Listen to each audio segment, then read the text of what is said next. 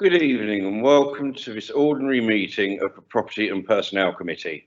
This meeting will be held under the regulations allowing local authorities to meet formally using remote technology. It is being streamed live and is available to view on our website. It is important for everyone participating in this meeting to keep your microphone on mute when you are not speaking to reduce disruption from background noise.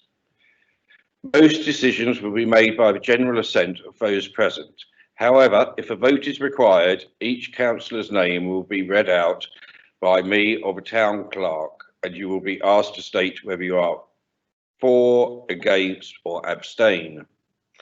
If at any time the town council's technology fails and we need to adjourn the meeting for a short period, I will confirm this and will ask all those present to turn their cameras off and mute their microphones while the problem is rectified. I will then confirm when the meeting resumes.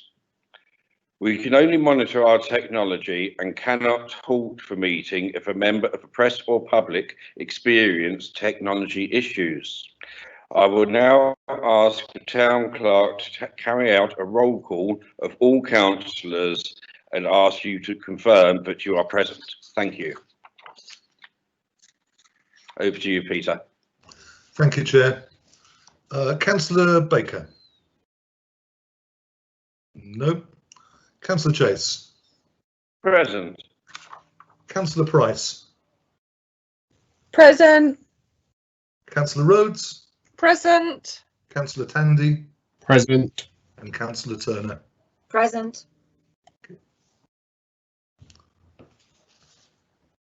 Moving on to the next item on the agenda, mobile phones. Members are reminded to switch their mobile devices to silent for the duration of this meeting. Item number 2 on the agenda, apologies. I will ask the town clerk to read the names of those who have sent their apologies. We have none, Chair. Thank you. Item number 3 on the agenda, declarations of interest. The standing declarations are noted.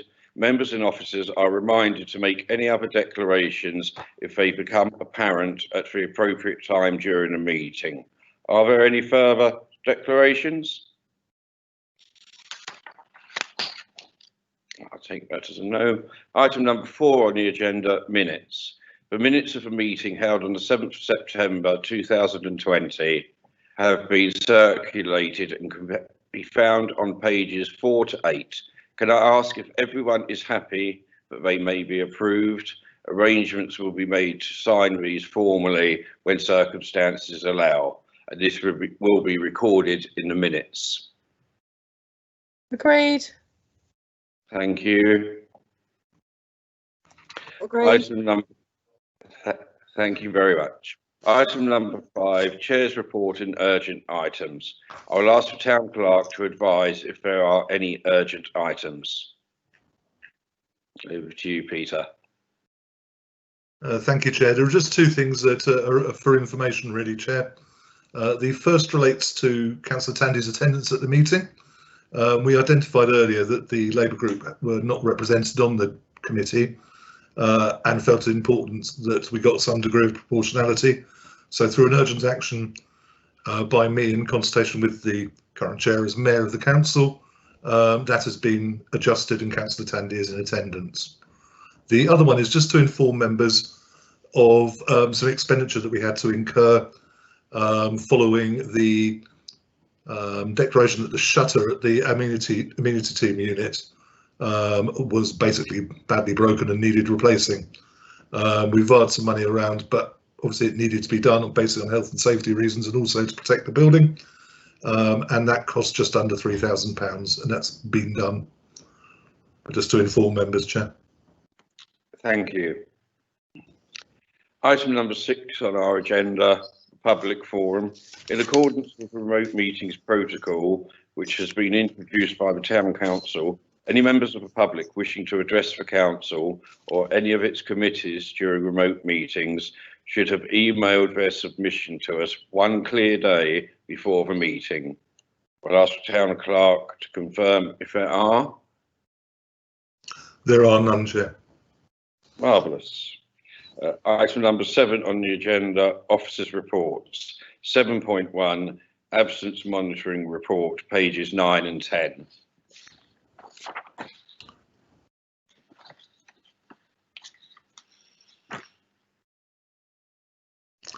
Sorry, Chair, I was just waiting for the red box. This is the standard and report that comes to members, which is pretty self-explanatory. I'm happy to answer questions, Chair.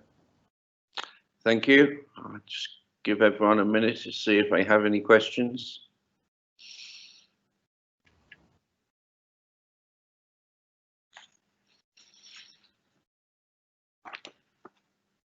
No, I don't think there's anyone busy typing away. So we'll now move on to 7.2, the Legionella policy, pages 11 to 15.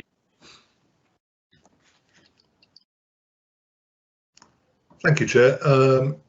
An important gap identified in our many policies, but it is an important gap and one that we needed to address, both to check the building out, which is being done, the check to make sure that staff are trained, but also to underpin that with a policy which is attached for members' attention and for approval. The Property and Personnel Committee can approve these policies. It doesn't need to go to council. And again, I'm happy to answer any questions, Chair. Thank you. Do you have any questions, anyone? Yes, I have. I can't see me. I can't find my box. Sorry. Have we not done Legionella checking before? No. So this is new.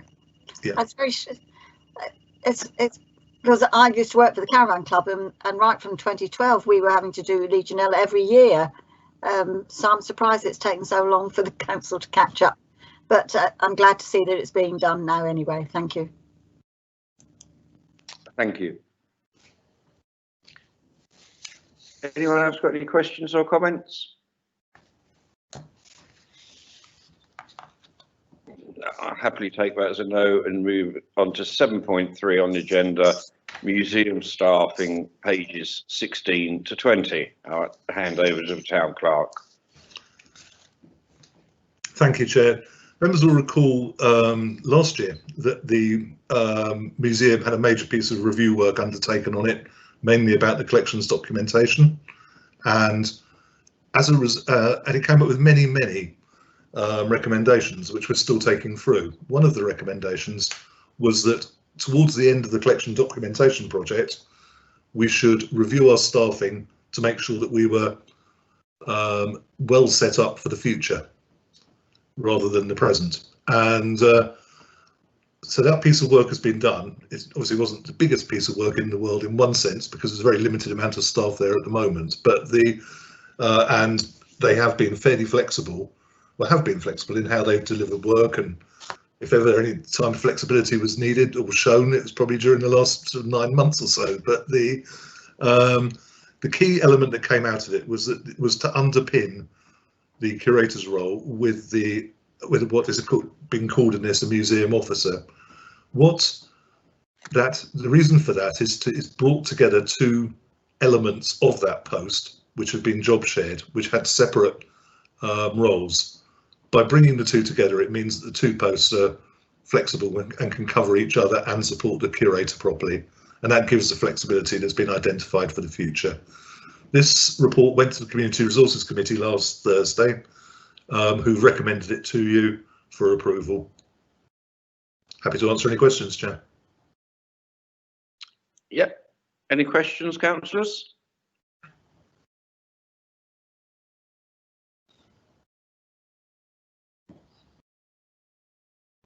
Councillor Price. Thank you. Just looking at the original structure, obviously you had a 30-hour and a 22.5. You're now going to be reducing it down to obviously keeping the 22.5 and then having a 14.5.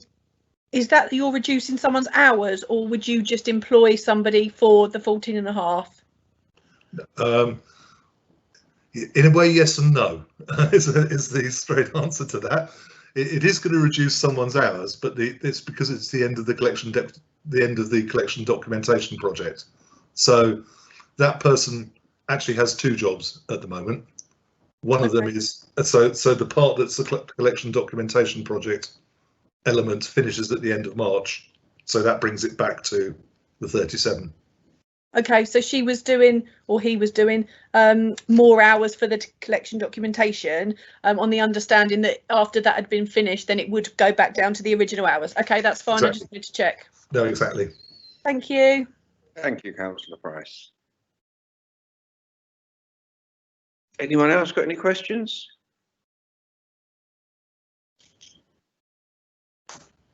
I don't believe we have, Peter.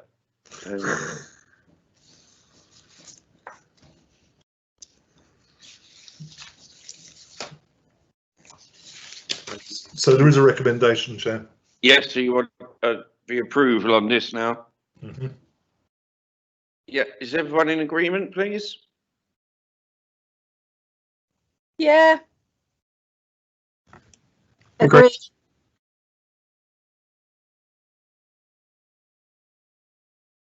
Yeah, I think that's 4 agreeing, so general assent, Peter?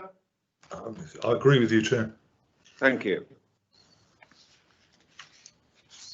Moving on to 7.4 on the agenda, 82 Wick Street, pages 21 to 23. Town Clerk will now summarise the report and open questions. Thank you, Chair. In one way, I don't really need to spend too much time summarising it because we've done part of it before, both at this committee and at council. But council asked for further information, and which is what I've tried to pick up on here. 2 elements to that which particularly focus on. One are the potential costs of bringing Project 82 Wick Street back to a pucker condition, for want of a better phrase, and the other element being whether there was any voluntary sector interest out there, or whether there was any interest out there that we could pick up on, but it was particularly local community and voluntary groups. So we've attached is the potential costings. They are not full quotations, I must emphasise that, and particularly on the roofing front, there are some significant unknowns, not least access, but they are a best estimate that we could come up with at the moment. The second element was about voluntary organisations and community groups, and the community resources officer circulated through a number of channels to see what interest was out there, and we had a bite.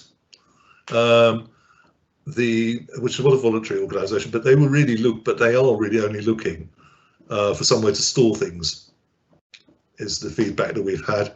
And then sadly, they haven't really come back to us with any more details since that initial bite. So on that basis, I've put the recommendation very simply. I think it's almost identical to the recommendation that was there in the first time round. But I think before getting to the recommendation, Chair, I'll be happy to answer any questions first, because I think there must be some. Yeah, yes, yeah. I'll open up to questions now, please.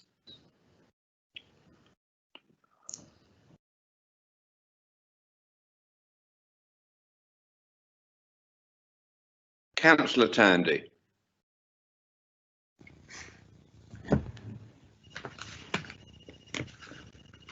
Thank you, Chair, and I apologise on account that I wasn't expecting to be at this meeting. I haven't really had a huge look at this because I was going to talk about it at council. Obviously, I'm very grateful for the extra detail, which is what we asked for at council, and it makes a lot of sense. And on the raw figures, it does look like that is a horrific amount to try and bring it back into repair for what would be a return. So I'm more satisfied than I was at the last council about the direction we're moving in. So that's fine.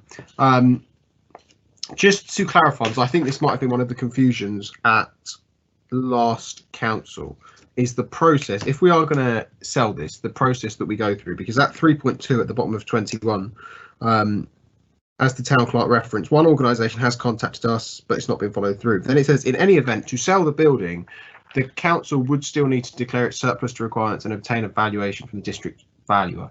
In terms of kind of standing orders and proper process, if this was to go to council, we declare it surplus and we get the valuation, is that the final say, or does it still have to then come back So like once we've got the valuation, we can then turn around and go, well, actually, if we're not going to get enough for it, like, that's not the last bite of the cherry, as it were.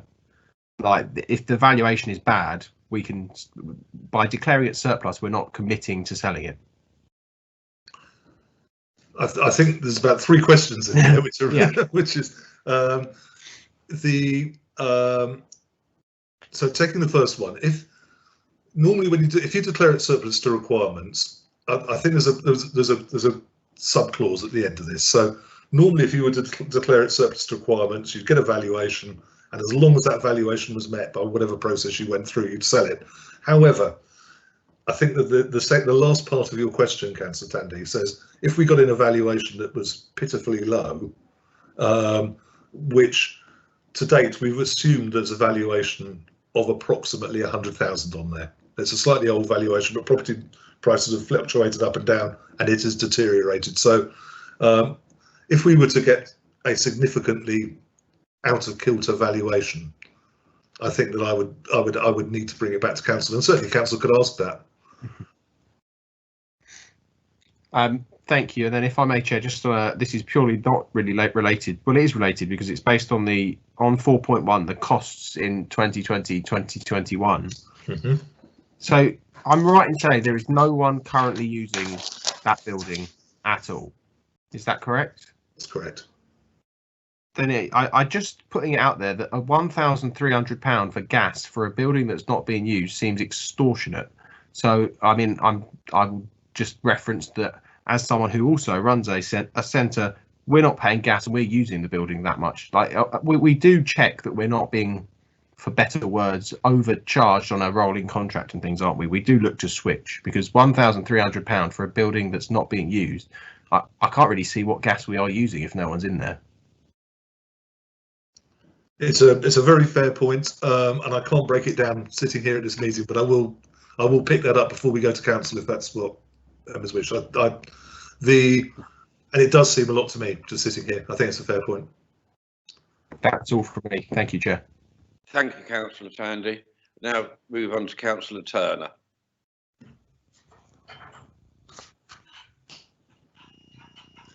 Thank you, Chair.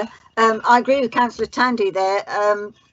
I question the staffing. If it's costing us nearly £6,000 in staffing for an empty premises, why is it costing us nearly £6,000? I agree about the gas as well, and cleaning. You know, why are we having to pay this out when the building's empty? Thank you. You've got there's 2 factors. Sorry, through you, Chair. There are two factors in there. One is the apportionment of charges, which is slightly which is below the line, but the A team are checking this building all the time. Not all the time in terms of 24/7, but all the time in terms of going in every day, making sure it's secure. There are significant leaks, so they need to, which has got I've forgotten what the technical term is, but one of those water collectors that needs to be emptied and all these sort of things. So unfortunately, there is some maintenance that the A team need to do on a regular basis, check the shutters, etc., etc. So it's the problems of an empty building, because we do need to look, and that sounds odd to say look after it when it hasn't been in fabric sense, but we need to check it every day. That's fine. Thank you, Peter. Thank you. Anyone else got any quick questions? Sorry, through you, Chair, just to, Please. what I will do is, if this goes on to council, I'll break these costs down more for you so that you've got them in front of you. That's fine. No, I do not believe we've got anyone else, Peter.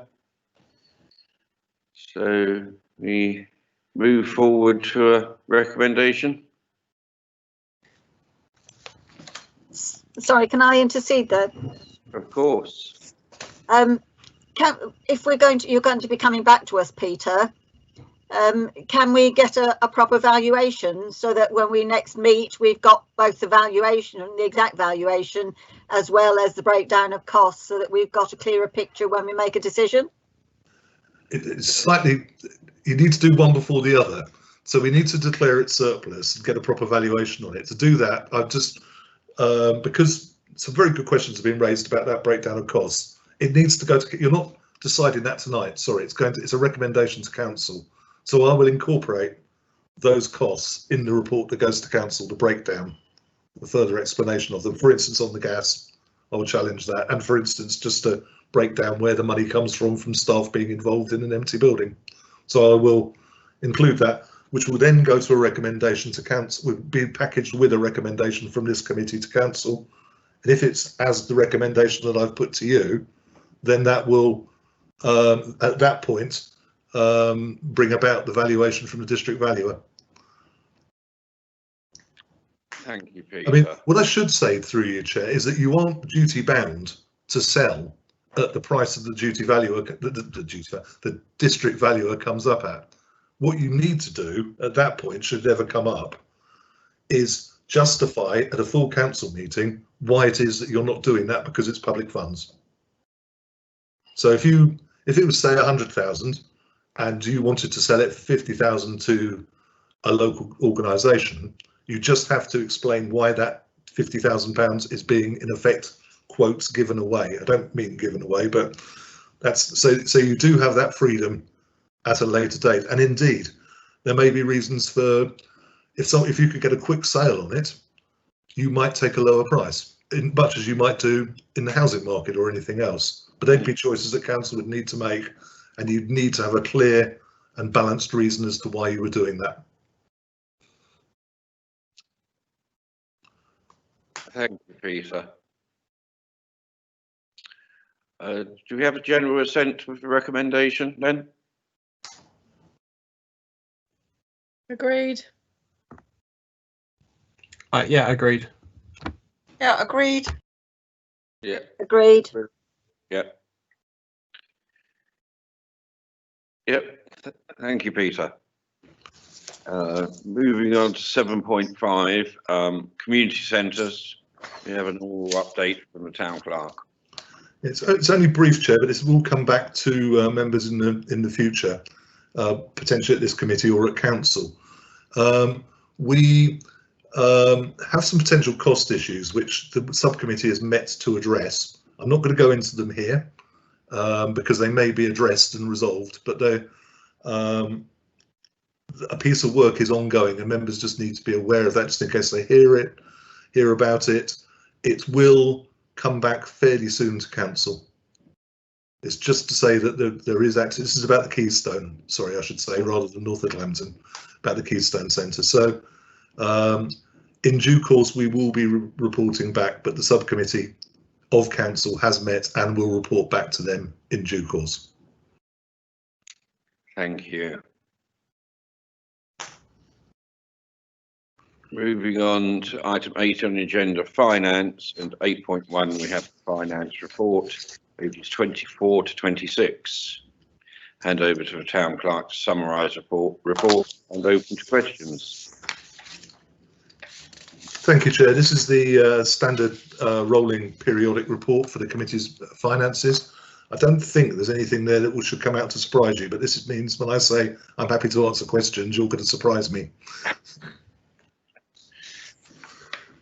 Okay, do we have any surprise questions for the town clerk?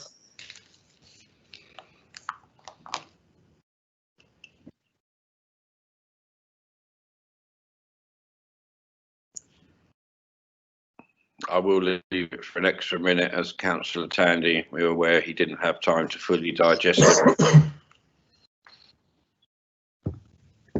I have looked for a killer question, Chair, but I'm afraid I can't find one. That's excellent news, Councillor Tandy. Please come back to me at a later date, Councillor Tandy. I'll answer it anyway.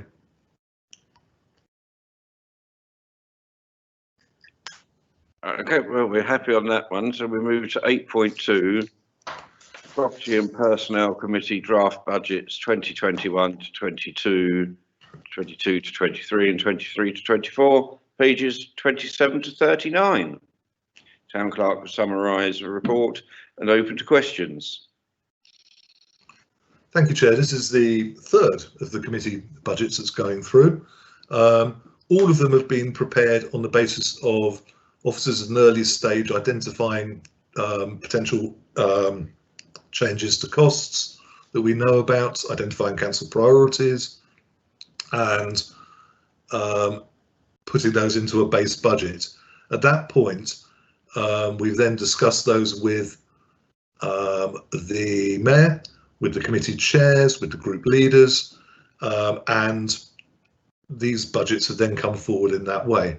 What then happens to them, just so members are aware, is that they will go to Policy and Finance next week, as who consider not only their budget but also the council's budget, and they will, if everything is okay, recommend that to council in January.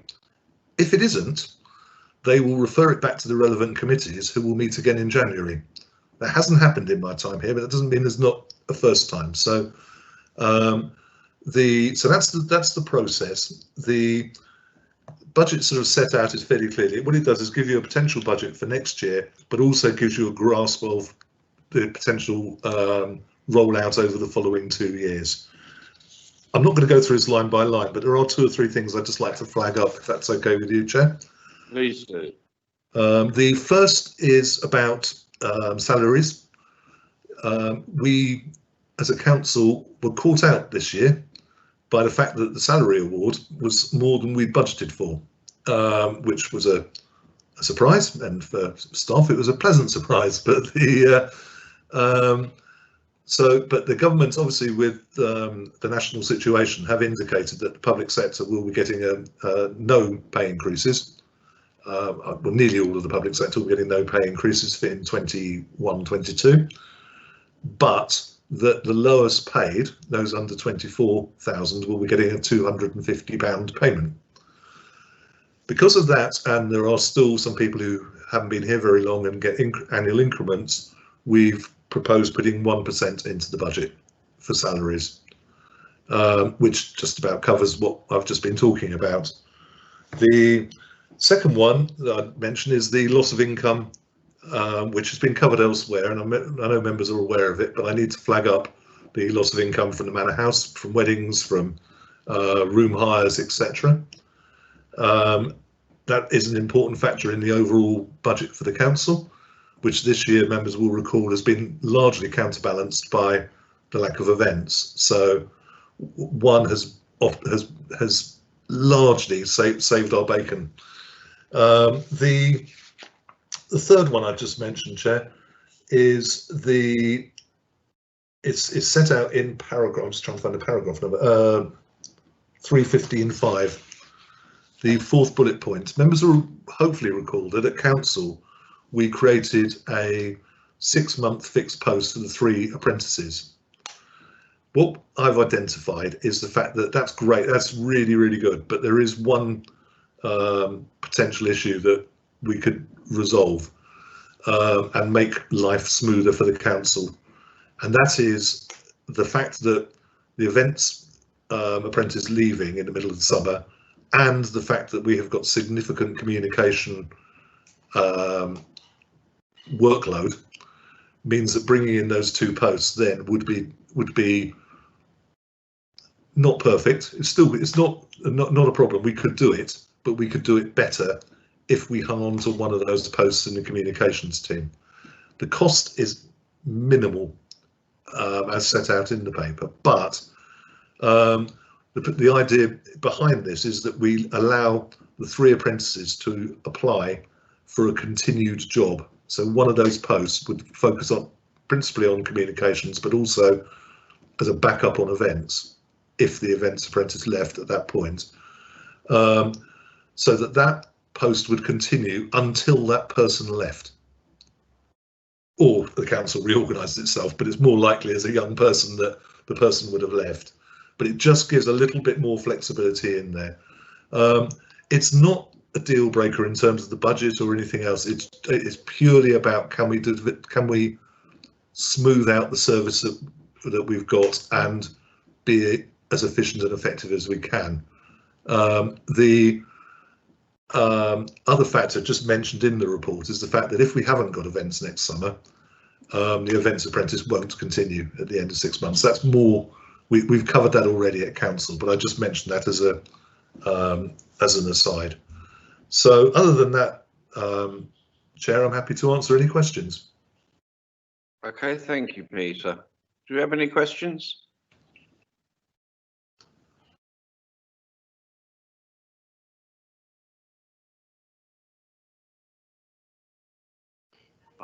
Don't believe we have, Peter. If that's the case, Chair, I will thank our RFO in a big way for cracking the budget code. Yeah, definitely. And I shall move on to item number 9 on the agenda, which is exempt business. Sorry, Chair. Can I go backwards? Could Yeah. you just agree? Could you agree the recommendation? Do apologise, Peter. Jumping ahead of myself. Yes, councillors, are we in agreement? Agreed. Agreed. Agreed. Yep, agreed. So that's general assent, Peter. Thank you. We didn't do that on the finance report, or is that last agreement for both sections? Well, the finance report was just to note it, to be fair. All right. Okay.